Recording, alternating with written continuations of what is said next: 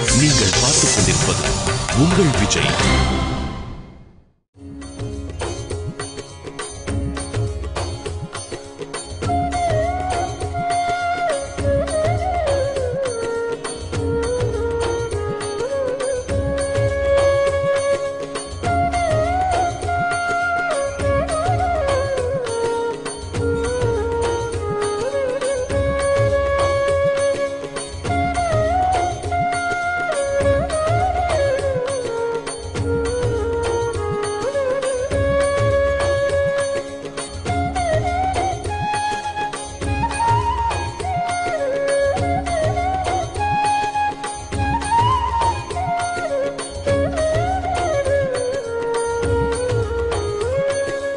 விஷயம் சொல்லுவான், இந்த கண்டியா கிருஷ்ணன் எப்படி இருந்தான், கண்டியா கிருஷ்ணன் எப்படி இருந்தான் அப்படிங்கிற சிந்தனை அவருக்கு இருந்ததுனாலே அந்த கண்டியா கிருஷ்ணனை ஒரு ரூபம் பண்ணினாலாம். அந்த ரூபம் பண்ணும் பொழுது என்ன ஆகுமாம், அந்த சித்திரத்திலேயோ அப்படி ரூபத்தை வரையும் பொழுது அந்த தோல்ல ஒரு வடு அந்த சித்திரத்துல வந்துட்டே இருக்குமா. எவ்வளவு பணியாலும் திரும்பி திரும்பி வருமா. ஏன்னா ஏகநாத சுவாமிக்கு கண்டியா கிருஷ்ணன் கைங்கரியம் பண்ணும் பொழுது நித்தியம் கோதாவரியிலேருந்து காவடி மாதிரி கட்டி தீர்த்தம் எடுத்துட்டு வருவான் இல்லையா, அது அந்த குச்சியை வச்சு வச்சு வச்சு அந்த இடத்துல அவனுக்கு ஒரு வடு வந்ததாம். அவன் படத்துல கூட அந்த வடு அப்படியே இருக்கு. அப்படி கைங்கரியம் பண்ணினான் ஏகநாத சுவாமிக்கு பகவான். இதிலிருந்து என்ன தெரியறதுனா, நீ பகவானுக்கு எதை பண்றையோ அதெல்லாம் பகவான் நமக்கு பண்ணிடுவான். ஏகநாதரே இதை சொல்றார். என்ன சொல்றான், சந்தாஞ்சா மகிமா தேவாச்சி ஜானே தேவாச்சி கோட்டி சந்தாஞ்சி புசனே. சாதுக்களுடைய மகிமை யாருக்கு தெரியும்னா தெய்வத்துக்கு தெரியும். தெய்வத்தினுடைய மகிமை யாருக்கு தெரியும்னா சாதுக்களுக்கு தெரியும். சாதுக்களும் தெய்வம் பக்தவத்சலன், கிருபாலு, தயாலு, நம்பினவர்களை ஒரு காலம் கைவிட மாட்டான். சரணாகத வத்சலன், அவனை நம்பு நம்பு நம்பு. தெய்வத்தை நம்பி கைவிட்டவர், தெய்வம் கைவிட்டவர்களே கிடையாது, தெய்வத்தை நம்பி வீணா போனவர்களே கிடையாதுன்னு சாதுக்கள் திரும்பி திரும்பி திரும்பி சொல்லிட்டு இருக்கிறதுனால ஜனங்களுக்கு தெய்வத்தினுடைய பெருமை தெரியறது. ஆனா சாதுக்களுடைய பெருமையோ தெய்வத்துக்கு தான் தெரியும். தெய்வம் பேசாததுனாலே சாதுக்களுக்கு எத்தனை மகிமைங்கிறது ஜனங்களுக்கு தெரியாம இருக்கு அப்படின்னு சொல்றார் இந்த ஒரு அபங்கத்திலே. சந்தாஞ்சா மகிமா தேவாச்சி ஜானே அப்படிங்கிறார். அப்படியே ஏகநாத சுவாமி இருந்துட்டு இருக்கார். ஒரு நாளைக்கு அவர் வீதியில போறார். ஒரு ஆதி திராவிடர் வகுப்பை சேர்ந்த ஒரு குழந்தை. இந்த கதையை நீங்க கேட்கும் பொழுது இது எப்ப நடந்தது, 1500வது வருடம் அப்படிங்கிறத மனதில் வச்சுட்டு கேட்கணும். அந்த குழந்தை இவர் கோதாவரிக்கு ஸ்நானம் பண்ண போகும் பொழுது சின்ன குழந்தை, அந்த குழந்தை அப்படியே நடந்து போய் பக்கத்துல ஒரு சாக்கடை மாதிரி இருக்கு, அதுல விழற மாதிரி இருக்கு. பக்கத்துல அம்மா அப்பா யாரும் காணும். டக்குன்னு அந்த குழந்தைய தூக்கிட்டு அந்த குழந்தைக்கு மூக்கெல்லாம் ஒழிக்கிட்டு தொடச்சி விட்டு தலையெல்லாம் எடுத்துன்னு போய் தான் வீட்டில் போய் இந்த குழந்தைய குளிப்பாட்டி அதுக்கு சாதம் போட்டு அதுக்கு ட்ரெஸ் எல்லாம் பண்ணி அந்த அம்மா அப்பாட்டை கொண்டு போய் விட்டுட்டு வந்தார். அவர் பண்ணின ஒரு காரியம் அந்த காலத்துல பெரிய ஆக்ஷேபனையை அவருடைய சமூகத்துல உண்டு பண்ணிட்டு அவர் அதை பத்தி கவலைப்படலை. ஆனா இது எவ்வளவு பெரிய புண்ணியம் அப்படின்னு விட்டா, ஒரு நாளைக்கு ஏகநாத சுவாமி இப்படியே வீதியில நடந்துட்டு இருக்கும் பொழுது ஒரு மரம் இருக்கு. அந்த மரத்துல ஒரு கோரமான பிரம்மராட்சஸ் உட்கார்ந்து இருக்கு. அந்த பிரம்மராட்சஸ் ஏகநாத சுவாமியை பார்த்து சொல்றது, நான் மனிதனா பிறந்து எந்தெந்த தவறுகள் எல்லாம் பண்ணக்கூடாதோ மகத்தான பாப்பங்களை பண்ணிட்டதுனாலே நான் பிரம்மராட்சசா இருக்கேன். இப்ப இந்த வேதனை தாங்கலை, இந்த அவஸ்தை தாங்கலை, எனக்கு யாராவது விமோச்சனம் தரணும் அப்படின்னு அழறது. ஏகநாத சுவாமியை பார்த்து சொல்றது, உங்களால இதுக்கு விமோச்சனம் தர முடியும் அப்படின்னு சொல்றது. நான் என்ன பண்ணினா விமோச்சனம் கிடைக்கும்பா உனக்கு? நீங்க பண்ணின புண்ணியத்துல ஏதாவது ஒரு புண்ணியத்தை எனக்கு கொடுத்தீர்களானால் எனக்கு விமோச்சனம் கிடைக்கும். நான் பண்ணின புண்ணியத்துல எந்த புண்ணியம் உனக்கு வேணும்னு சொல்லு. நான் எதையுமே புண்ணியம்னு நினைச்சுட்டு பண்ணல. நல்லதை நான் ஏன் பண்றேன்னா, நல்லது பண்றதுனால மோட்சம் கிடைக்கும், நல்லது பண்றதுனால எனக்கு நன்மை ஏற்படும், நல்லது பண்றதுனால புண்ணியம் கிடைக்குங்கிறதுனால நான் பண்ணல. நல்லதுங்கிறதுக்காகவே நான் பண்ணிட்டு இருக்கேன். ஆனா நீ சொல்ற ஏதோ நான் புண்ணியம் பண்ணிட்டதுனால சரி அப்படியே வச்சுக்கோ, ஏன் இருக்கட்டும். இப்போ உன்னை கரையேற்றணும், உனக்கு இந்த அவஸ்தை போகணும். நான் பண்ணின புண்ணியத்துல எந்த புண்ணியம் உயர்ந்த புண்ணியம் அது வேணுமோ நீ எடுத்துக்கோ அப்படின்ன பொழுது அந்த பிரம்மராட்சஸ் சொல்றது என்ன சொல்றதுன்னா, நீ நாம சங்கீர்த்தனம் பண்ணியிருக்க ஒரு பக்கம் இருக்கட்டும், நிறைய பேருக்கு அன்னதானம் பண்ணியிருக்க எல்லாம் இருக்கட்டும், அன்றைக்கு ஒரு சின்ன குழந்தை சாக்கடலை விழ போகும் பொழுது அதை நீ கருணையா தூக்கி அந்த குழந்தைய சுத்தம் பண்ணினியே, நீ பண்ணின புண்ணியத்திலேயே அதுதான் உயர்ந்த புண்ணியம், அந்த புண்ணியத்தை எனக்கு கொடு, நான் கரையேறிடுவேன் அப்படின்னு சொல்றதுனாலே மனிதாபிமானமும் அந்த ஜீவ காருண்யம் தான் புண்ணியங்கள்லயே உயர்ந்த புண்ணியம்ங்கிறது இது மூலம் தெரியறது இல்லையா? இது மாதிரி ஏகநாத சுவாமியினுடைய வாழ்க்கையில பல சம்பவங்கள் நடந்துட்டு இருக்கு. அவருடைய பையன் ஹரின்னு இருந்தான். அவனுக்கு கொஞ்ச நாளைக்கு கழிச்சு அங்க காசியில போய் படிக்கிறதுக்காக காசிக்கு போயிட்டான். அங்க காசியில போய் படிச்சுட்டு இருக்கான். இவர் வீட்டில் இங்கேயே ஏகநாதர் இருந்துன்னு இருக்கார். தினமும் அவருடைய வீட்டில் பஜனை நடக்கும், கதைகள் நடக்கும், ஆயிரக்கணக்கான ஜனங்கள் வருவா. எங்க பார்த்தாலும் ஏகநாத சுவாமியினுடைய புகழே எல்லாருக்கும் பரவெடுத்து. எல்லாரும் ஏகநாத மகாராஜ், ஏகநாத மகாராஜ், ஏகநாத மகாராஜ், ஏகநாத மகாராஜ்னு அவருடைய புகழையே சொல்லிட்டு இருக்கான். பக்கத்துல இந்த ஊர்ல ஒருத்தர் இருந்தார். அவருக்கு அதிசயமா ஒரு கல்லு கிடைச்சது.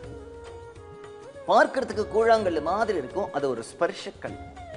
அந்த ஸ்பர்ஷக்கல்லுக்கு என்ன பெருமை அப்படின்னுட்டா, அது ஏதாவது இரும்பு, பித்தளை இது மேல அந்த கல்லை தொட்டா அது தங்கமாயிடும். அப்படி ஒரு அபூர்வமான கல்லு கிடைச்சது. ரொம்ப ஜாக்கிரதையா யாருக்கும் தெரியாம அந்த ஸ்பர்ஷக்கல்லை வச்சுப்பார். அவருக்கு ஒரு சமயம் ஆசை வந்தது, நம்ம போய் கங்கையில போய் ஸ்நானம் பண்ணணும், காசிக்கு போகணும், பிருந்தாவனம் போகணும், யமுனையில ஸ்நானம் பண்ணணும், அலகாபாத் திரிவேணியத்துலலாம் ஸ்நானம் பண்ணணும், கயால போய் பிண்டம் போடணும் இப்படிலாம் சொல்லும் பொழுது அவருக்கு ஒரு பயம். வீட்டில் வச்சோமானால் என்ன ஆகும்னா, யாராவது வந்து தூக்கிட்டு போயிட்டான்னா என்ன பண்றது? எடுத்துட்டும் போக முடியாது, அதை வச்சுட்டும் போக முடியாது. ஆனா இவருக்கு கயால போய் அந்த சிராத்த காரியங்கள்லாம் பண்ணி பிண்டம் போடணுங்கிற ஒரு அவசியம் இருக்கு. இந்த கல்லை யார்கிட்ட நம்பிக்கையா கொடுத்துட்டு போகலாம் அப்படிங்கிற ஒரு எண்ணம் இருக்கு, அவருக்கு கவலை இருக்கு. யோசிச்சு யோசிச்சு பார்க்கும் பொழுது அவருடைய மனசுல ஒருத்தர் தான் வரார், ஏகநாத சுவாமி. இந்த ஏகநாத சுவாமி கிட்ட இதை கொடுத்துட்டு நம்ம தீர்த்த யாத்திரை போயிட்டு வந்தோமானால் ஜாக்கிரதையா வாங்கிக்கலாம் அப்படிங்கிறதுனால ஏகநாத சுவாமி ஒரு நாளைக்கு பஜனை பண்ணிட்டு இருக்கார். குருவனுடைய பெருமையை பாடுறார். ஆனா இது ஏகநாதருடைய அபங்கம் இல்லை, இது சாந்தீஸ்வர சாங்கேவர்மன் வரதே அந்த மகாத்மா பண்ணினது. இவர் எப்படி இந்த அபங்கத்தை பண்ணினார் தெரியுமா? இவர் யார் தெரியுமா? அந்த காலத்துல வீதிகள் எல்லாம் பெருக்கிண்டு வருவாளே, அந்த மாதிரி பெருக்கிண்டு வரக்கூடிய ஒரு பக்தர் இவர். ஒன்னும் தெரியாது, பள்ளிக்கூடத்துக்கு போகல, படிக்கல, வீதி எல்லாம் பெருக்குவார் அவர். அதுதான் வேலை அவர்.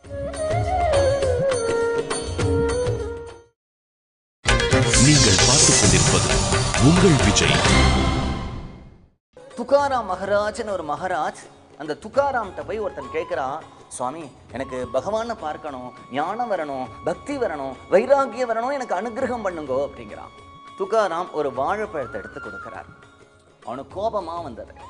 ஞானம் வேணும், வைராகியம் வேணும், பக்தி வேணும்னு கேட்கிறேன், ஏதாவது என் தலையில கையை வச்சு இவனுக்கு ஞானம் சித்திக்கட்டும், வைராகியம் சித்திக்கட்டும், ஏதாவது அனுகிரகம் பண்ணுவாரா, ஏதாவது பகவானை காண்பிச்சு விடுவாரா, ஏதாவது குண்டலினி எழுப்பி விடுவாரா, ஏதாவது காஞ்சி போன வாழைப்பழத்தை கொடுக்கிறாரு. வாழைப்பழத்தை வாங்கிட்டு வந்தான். வீதியில ஒரு ஆள் பெருக்கிட்டு இருந்தானா, அவன்கிட்ட இந்தா வச்சுக்கோ அப்படின்னு தூக்கி போட்டான். அவன் சாப்பிட்டான். சாப்பிட்ட உடனே அவன் வாயிலிருந்து இந்த பாட்டு வந்தது. என்னன்னா, குரு தியாயி குரு குரு தியாயி குரு தியாயி குரு பரதே சாதனாகி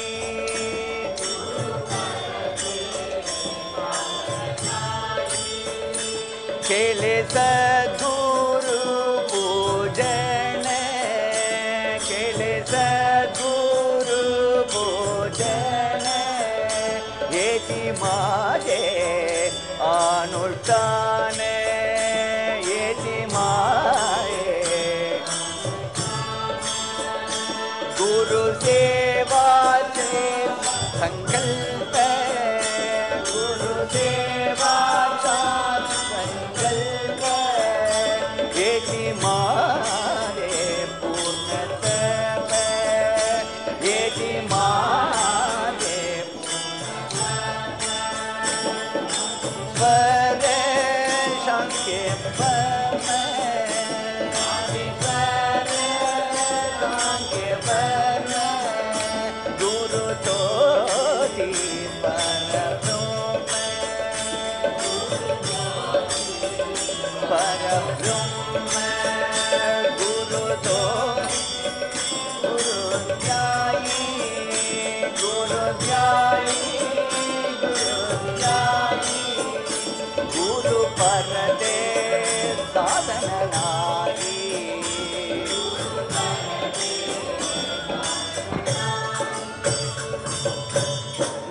பூலோகத்துல இந்த சாந்தீஸ்வர சாங்கேவர்ம என்ன சொல்றாருன்னா, குருவை தியானம் பண்ணு, குருவை விட்டுட்டு நீ எந்த தியானமும் பண்ணாதே, சாதனையும் பண்ணாதே, அது பிரயோஜனம் இல்லைங்கிறார்.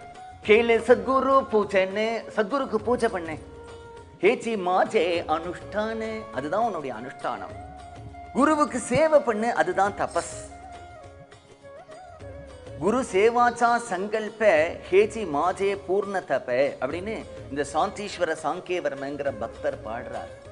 ஏகநாத சுவாமி நிறைய மகான்களுடைய கீர்த்தனைகள் அபங்கங்கள்லாம் பாடி பாடி நித்தியம் கதை சொல்லிட்டு இருப்பாரா. அப்ப இவர் ஏதோ ஒரு பஜனை பண்ணிட்டு இருக்கும் பொழுது அந்த ஆள் வரார். ஏகநாத சுவாமிகிட்ட சொல்றார் ரகசியம் என்ன, நான் கங்கை கயா தீர்த்த யாத்திரெல்லாம் போக போறேன், நல்ல காரியம் தான், போயிட்டு வா. ஒரு விஷயம் என்ன, என்கிட்ட ஒரு கல் இருக்கட்டுமே. இல்ல அது ரொம்ப ரொம்ப ரொம்ப விசேஷமான கல். என்ன, தொட்டா தங்கம், அப்படியா, இருக்கட்டும். ஒன்றும் பிரமிக்கல, அதிசயப்படலை. உங்ககிட்ட கொடுத்துட்டு போகலாம்னு வந்திருக்கேன், கூட வச்சுட்டார் ஏகநாத சுவாமி. ஆனா அவருக்கு ஒரு கருணை இருக்கிறதுனால அவர் ஒரு உபகாரம் கேட்கிறார், உதவி பண்ணணும். அது ஒன்றும் தங்கம் ஆக்கிற கல்லுங்கிறதுனால இல்லை, அதுக்கு ஒரு மரியாதையும் கொடுக்கல. பஜனை பண்ணும்போது பக்கத்தில் இப்படி வச்சுட்டார், அவ்வளவுதான். அவர் மறந்து போயிட்டார். ஏன்னா இவர்களுக்கு வேணா அது பெரிய விஷயமே தவிர மகான்களுக்கு அப்படி இல்லை. குருநானக் அப்படித்தான். ஒரு சமயம் ஒரு நதிக்கரையில் உட்கார்ந்துட்டு கீர்த்தனம் பண்ணிட்டு இருக்கார். அவரை பார்க்கறதுக்கு ஒரு பெரிய கோடீஸ்வரன் வரான். அந்த குருநானக்கு கையில போட்டுக்கிற மாதிரி 2 கங்கணம் வாங்கிட்டு வரான். ஒரு தங்க தாம்பாளத்துல வச்சு அந்த கங்கணத்துல நிறைய நவரத்தனங்கள்லாம் வைரங்கள்லாம் பதிச்சிருக்கு. அவனும் ஷோக்கா ட்ரெஸ் பண்ணிட்டு அதை எல்லாரும் பார்க்கிற மாதிரி அந்த தங்கத்துல அந்த 2 கங்கணத்தை வச்சுட்டு வளையல் மாதிரி வச்சுட்டு வெளியே வரான். கூட்டத்துல தங்கு தாம்பாளம், அதுல பத்தியா கங்கணம், வைரம் வைடூரியம், எல்லாம் அவனை பார்க்கிறா. அவனுக்கு ரொம்ப பெருமையா இருக்கு. அப்படியே எடுத்துட்டு வந்தான். குருநானக் உட்கார்ந்து இருந்தார். அவருக்கு சமர்ப்பிக்கிறதுக்காக வச்சான். அவர் கிரந்தா சாஹிப் பாராயணம் பண்ணிட்டு இருந்தார். வெய் அப்படின்னார். அவனுக்கா அப்படியே பெருமை இருக்கிறத பார்த்தார் அவர். இவனை கர்வ பங்கப்படுத்தணும். இவனுக்கு அப்படி ஒரு கர்வம் இருக்கு இல்லையா.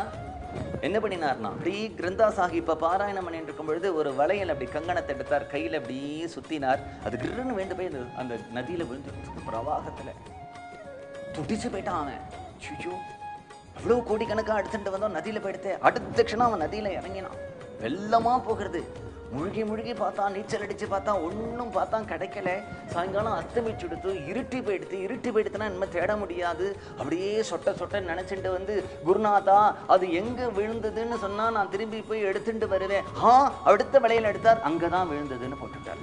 ஏன்னா இவனுக்கு வேணா அது பெரிய விஷயமா இருக்குமே தவிர அவருக்கு அது பெரிய விஷயமோ. அது மாதிரி என்ன பண்ணினா, அந்த ஸ்பர்ஷக்கல்ல இவர் ஏதோ வாங்கி வச்சுட்டார். அவன் தீர்த்த யாத்திரெல்லாம் போயிட்டு வந்தான். சுவாமி கல்லு கொடுத்து, நீ கொடுத்துட்டு போனேன்ல, எங்கப்பா வச்சேன், இங்க வச்சேன், எங்க போயிடுத்துப்பா. என்ன சுவாமி சொல்றேன்? ஆமா, உங்களுக்கு தெரியுமா அதனுடைய மகிமை என்ன? அது ஸ்பர்ஷங்கள். என்ன பண்ணும்? இரும்ப தொட்டா தங்கமாக்கிடும். அப்படியா? என்ன சுவாமி? அவனுக்கு வீட்டில் போய் ராத்திரி பகலா இவர் வேணும்னே நடிக்கிறாரா, இதை திருடி வச்சிருக்காரா, யார் திருடி வச்சிருக்கா? மறுநாளைக்கு அவர்கிட்ட பிடிவாதம் பண்றான். நீங்க சத்தியசந்தர் தானே, தர்மாத்மா தானே, உங்களை நம்பி தானே நான் கொடுத்துட்டு போனேன். அடைக்கலம் கொடுத்த ஒரு பொருளை நீங்க காப்பாத்தி வைக்க வேண்டாமா? சரி, என் கூட கோதாவரிக்கு வா. என்ன பண்ண போறார்? கோதாவரியில ஒரு முழுக்கு போட்டார். இப்படி எடுத்துட்டு வரும்பொழுது கையில ஒரு 100 கல் வந்தது, கூழாங்கல், எல்லாம் ஸ்பர்ஷக்கல் அப்படின்னார். அவன் நம்பல. எடுத்து பார்த்தா ஒவ்வொரு கல்லையும் தொட்டா அது தங்கமாயிடுறது, அடுத்த கல்லை எடுத்தா தங்கமாறுது. அப்ப என்னன்னா, இதெல்லாம் இந்த கூழாங்கல் எல்லாம் எதனால ஸ்பர்ஷக்கல் ஆச்சுன்னா, ஸ்பர்ஷக்கல் பட்டா இரும்பு தங்கமாயிடுறது. ஆனா கூழாங்கல்ல ஏகநாதர் ஸ்பர்ஷம் பண்ணினா அது ஸ்பர்ஷக்கல்லா போயிடுறது இல்லையா? ஆச்சரியப்பட்டா. அப்பதான் அவனுக்கு அந்த ஏகநாதருடைய மகிமை தெரிஞ்சு, அவருடைய பிரபாவத்தை புரிஞ்சுட்டான். இங்கே ஜோதிர்லிங்க க்ஷேத்திரத்திலேயே மகாராஷ்டிரால இருக்கக்கூடிய ஒரு முக்கியமான க்ஷேத்திரம் திரியம்பகேஸ்வரர் அப்படின்னு. நம்ம கங்கோத்ரி யமுனோத்ரி எல்லாம் சொல்றோம் இல்லையா, அந்த திரியம்பகேஸ்வரர்ல தான் கோதாவரி நதி உற்பத்தியா இருக்கு. நிவர்த்தி தேவருடைய சமாதியும் அந்த இடத்துல தான் இருக்கு. அழகான ஒரு லிங்கம் அது. 12 ஜோதிர்லிங்கத்துல ரொம்ப முக்கியமான லிங்கம். மகாராஷ்டிரால இருக்கக்கூடிய ஒரு முக்கியமான சிவக்ஷேத்திரம். அந்த திரியம்பகத்துல ஒருத்தர் தபஸ் பண்ணினார். காரணம் என்ன அப்படின்னுட்டா, அவருக்கு வந்து பெரிய நல்ல வசதி வாய்ப்பா அந்த ஊர்ல ரொம்ப கௌரவமா இருந்துட்டு இருந்தார். பெரிய புகழ் இருந்தது. அவருக்கு குஷ்டரோகம் வந்துடுது. அந்த காலகட்டத்தில் இந்த குஷ்டரோகம்னு சொல்லக்கூடிய பெருவியாதி வந்து எடுத்துனா அதுக்கு வைத்தியம் கிடையாது. அந்த சொந்தக்காரெல்லாம் சொல்றா, நீங்க வந்து குடும்பத்துல இருந்தா நம்ம வீட்டு பையனை யாரும் கல்யாணம் பண்ணிக்க மாட்டேங்கிறா, பொண்ணு கொடுக்க மாட்டேங்கிறா. நம்ம பொண்ணு கொடுக்கறதா இருந்தா யாரும் கல்யாணம் பண்ணிக்க மாட்டேங்கிறா, சொந்த பந்தங்கள்லாம் வீட்டுக்கு வர மாட்டேங்கிறா. அவர் வீட்டுல பெருவியாதி இருக்கு, குஷ்டரோகம் இருக்குன்னு சொல்றான்னு அழறத பார்த்தார். இந்த குடும்பம் சௌக்கியமா இருக்கணும்னா நாம ஒருத்தர் நம்முடைய வாழ்க்கையை தியாகம் பண்ணிடுவோமே. நாம இருக்கிறதுனால இந்த வீட்டுக்கு விருந்து மருந்துக்கு யாரும் வரமாட்டேங்கிறாளே, இந்த வீட்டுக்கு குழந்தைகளுக்கு கல்யாணம் ஆக மாட்டேங்கிறதே, யாருக்கும் கள்ளிக்காம கிளம்பி இந்த திரியம்பக கஷேத்திரத்துக்கு வந்தார். திரியம்பக கஷேத்திரத்துல சாப்பிடுறதில்ல, தூங்குறதில்ல, பஞ்சாட்சரத்தை சொல்லிட்டு கடுமையா தபஸ் பண்றார்.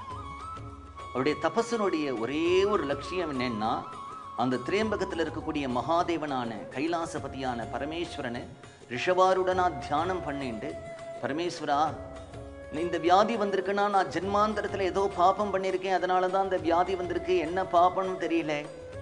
நான் பொறுத்தியார் சொல்ற மாதிரி யாருக்கு நான் என்ன பண்ணினேன், எனக்கே இந்த கஷ்டம் வந்ததுன்னு நான் கேட்கல. நான் ஏதோ பண்ணியிருக்கேன், அதனாலதான் வந்திருக்கு, காரணம் இல்லாம வராது. ஆனா நீ என்னன்னா, நான் தபஸ் பண்றேன், இந்த வியாதி போறதுக்கு என்ன உபாயம் சொல்லு. எல்லாத்துக்குமே ஒரு பரிகாரம் உண்டே, பிராயச்சித்தம் உண்டே, இதுக்கு என்ன மருந்துன்னு கேட்கிறார். 12 நாள் அவர் அப்படி தபஸ் பண்ணின உடனே ராத்திரி சொப்பனத்துல சாட்சாத் கைலாசபதியான பகவான் வந்தான். அவன் சொல்றான், நீ என்ன பண்ணு, பிரதிஷ்டானபுரம்ங்கிற கிராமத்துக்கு போ, ஏகநாத மகராஜ் இருக்கார், அந்த ஏகநாத மகராஜனுடைய பாத தீர்த்தத்தை சாப்பிட்டையானால் இந்த வியாதி போயிடும் உனக்கு. சாதுக்களுடைய பாத தீர்த்தம் பவரோகத்தையும் போக்கக்கூடியது, சரீர ரோகத்தையும் போக்கக்கூடியது. மகான்களுடைய பாத தீர்த்தத்தை சாப்பிட்டா சம்சாரம்ங்கிற வியாதி போகும் தான் கேள்விப்பட்டிருக்கோம். இங்கிருந்து பிரதிஷ்டானபுரத்துக்கு வரார் அவர். ஏகநாத சுவாமி வீடு எங்கே, ஏகநாத சுவாமி வீடு எங்கேன்னு கேட்டுட்டு வந்த உடனே ஏகநாத சுவாமியை பார்த்து, இந்த மாதிரி நான் வந்து திரியம்பகேஸ்வர்லேருந்து வரேன், நான் பகவானை வந்து தியானம் பண்ணினேன், தபஸ் பண்ணினேன், எனக்கு இந்த மாதிரி சரீரத்தில் ஒரு வியாதி வந்துடுத்தோ, இதுக்கு என்ன விமோச்சனம்னு கேட்டேன். உங்க வீட்டில் வந்து உங்களுக்கு ஒரு பாத பூஜை பண்ணி அந்த பாத பூஜை தீர்த்தத்தை எடுத்துக்க சொன்னார். ஏகநாதர் சொல்றார், இந்த பாத பூஜையிலெல்லாம் நான் உட்கார்றது வழக்கம் இல்லை, நான் ரொம்ப வெட்கப்படுவேன், என் பகவானுக்கு பூஜை பண்ணணும், எனக்கு என்னத்துக்கு பூஜை. அங்க இருக்கிறவாள்லாம் சொல்றா, இது பரமேஸ்வரனுடைய கட்டளை, நீங்க உட்கார்ந்துட்டு தான் ஆகணும். பரமேஸ்வரனுடைய ஆக்ஞை. திரியம்பகேஸ்வரில் சாட்சாத் மகாதேவன் சொல்லியிருக்கான் அப்படின்னு 2 பேர் அவரை பிடிச்சி ஒரு நாற்காலியில உட்காத்தி வச்சுட்டு ஒரு தாம்பாளத்தை எடுத்துட்டு வந்து சந்தன குங்குமங்கள்லாம் எடுத்துட்டு வந்து அவருக்கு பாத பூஜை பண்றா. அந்த பாத பூஜை பண்ணின உடனே என்னாச்சுன்னா நிறைய பேர் இந்த பாத பூஜையை பார்க்கறதுக்கு வந்திருக்கா. நீங்கள் பார்த்துக் கொண்டிருப்பது உங்கள் விஜய். எதுக்காக வந்திருக்கா அப்படின்னா, என்ன நடக்கிறது, யாரோ ஒருத்தர் வந்து பெருவியாதி இருக்கு, அந்த வீட்டுக்குள்ள போனார், ஏதோ பரமேஸ்வரன் சொல்லியிருக்காராம், அதுக்காக வந்தாரா, என்னதான் நடக்கிறதுன்னு பார்க்கலாமே அப்படின்னு போறா. போன உடனே ஏகநாத மகாராஜே ஒரு நாற்காலியில உட்காத்தி வச்சு தாம்பாளத்தை வச்சு தீர்த்தத்தை விட்டு அந்த காலை அலம்பி சந்தன குங்குமங்கள்லாம் விட்டு அதுல 2 புஷ்பத்தை போட்டு ஒரு கற்பூர ஹாரத்தி பண்ணி அந்த வந்தாரை திரியம்பகேஸ்வர்லேருந்து அந்த தீர்த்தத்தை எடுத்து அப்படி சாப்பிட்டார். அடுத்த க்ஷணம் ரொம்ப அழகாயிட்டார். வியாதி போனது மட்டும் இல்லையே, பார்க்கறதுக்கு அவருடைய சரீரமே மினு மினு மினுன்னு ஆயிடுது. எல்லாருக்கும் ஒரு ஆச்சரியம். அந்த ஆச்சரியத்துல எல்லாரும் என்ன பண்றான்னா, பக்கத்துல ஒரு பாட்டில் இருக்கா, கொஞ்சம் தீர்த்தம் எங்காவது, மாமிக்கு கூட கொஞ்சம் உடம்பு சரியில்லை, அவமா கையில என்ன சொம்போ தீர்த்தமோ பிளாஸ்டிக் கவரோ எதுலையும் தீர்த்தத்தை அப்பி வச்சுக்கிறான். ஏன்னா எல்லாருக்கும் வியாதி இருக்கு இல்லையா. சாட்சாத் கைலாசபதி ஏகநாதருடைய மகிமையை சொன்னான், சாட்சாத் துவாரகாதிபதி ஏகநாதருடைய மகிமையை சொன்னான். அப்ப சாதுக்களுடைய மகிமை எத்தகையதா இருக்கு அப்படிங்கிறது நமக்கு தெரியறது இல்லையா. இந்த பாவார்த்த ராமாயணம் அப்படிங்கிற ராமாயணம் எழுதினாரே, இந்த பாவார்த்த ராமாயணம் வந்து அவரோட லைஃப் டயத்துக்குள்ள பூர்த்தியாகல. நாத்து பாகவதம் எழுதினார், ஞானேஸ்வரிய திரும்பி அவர் கரெக்ட் பண்ணினார். இதெல்லாம் இருக்கும் பொழுது இந்த பாவார்த்த ராமாயணத்தை யார் பூர்த்தி பண்றது, இவர் எழுதிட்டார்னா அதே மாதிரி எழுதணுமே அப்படின்னு உடனே விளையாட்டா அவர் சொல்றார், இந்த வாசல்ல உட்கார்ந்துட்டு இருக்கானே காவாப்பா, அவன் பூர்த்தி பண்ணுவான் அப்படின்னு சொல்றார். எல்லாரும் இவனா, ஏன்னா அவன் பள்ளிக்கூடத்துக்கு கூட போனதில்லை, படிச்சதில்லை, ஆனா அவனா கூட தெரியாது. பூர்த்தி பண்ணுவான்னு சொன்ன உடனே எல்லாருக்கும் ஆச்சரியம். ஏகநாத சுவாமி அவனை கூப்பிட்டார். எனக்கு என்னவோ நான் பண்ணின பாவார்த்த ராமாயணத்தை நீ தான் பூர்த்தி பண்ணுவேன்னு தோன்றது. உனக்கு ஒரு மந்திர உபதேசம் பண்றேங்க வா. எனக்கு மந்திரங்கள்லாம் வேண்டாம் சுவாமி. எல்லாரும் அவனை பார்த்து சொல்றா, என்னடா ஏகநாத மகாராஜ் கிட்டே இந்த மந்திர உபதேசம்னா வேண்டாம்னு சொல்ற? ஜென்மாவில ஒரு நல்ல குரு கிடைக்கணும். பகவானை பார்த்து பகவானோட பேசக்கூடியவரா, உன்னையும் ஸ்வர்ணமா ஸ்பட்டிகமா ரோஜா புஷ்பமா மாத்தி பகவானுடைய திருவடியில சேர்க்கக்கூடிய ஒரு குரு கிடைக்கணும். அந்த குரு கிட்டேந்து உனக்கு ஒரு மந்திர உபதேசம் கிடைக்கணும். அந்த மந்திர உபதேசத்தை ராத்திரி பகலா ஆவர்த்தி பண்ணினியானால் 7 லோகங்களும் பண்றவனுடைய கையில வந்துடும். தெய்வம் மந்திரத்துக்கு வசப்படும். அந்த மந்திரத்தை நீ வசப்பட்டுட்டியானால் தெய்வமே வசப்பட்டுடும். जय जय राम कृष्ण हरि, जय जय राम कृष्ण हरि, जय जय राम कृष्ण हरि, जय जय राम कृष्ण हरि, जय जय राम कृष्ण हरि, जय जय राम कृष्ण हरि, जय जय राम कृष्ण हरि, जय जय राम कृष्ण हरि, जय जय राम कृष्ण हरि, जय जय राम कृष्ण हरि, जय जय राम कृष्ण हरि, जय जय राम कृष्ण हरि, जय जय राम कृष्ण हरि, जय जय राम कृष्ण हरि, जय जय राम कृष्ण हरि, जय जय राम कृष्ण हरि, जय जय राम कृष्ण हरि, जय जय राम कृष्ण हरि, जय जय राम कृष्ण हरि, जय जय राम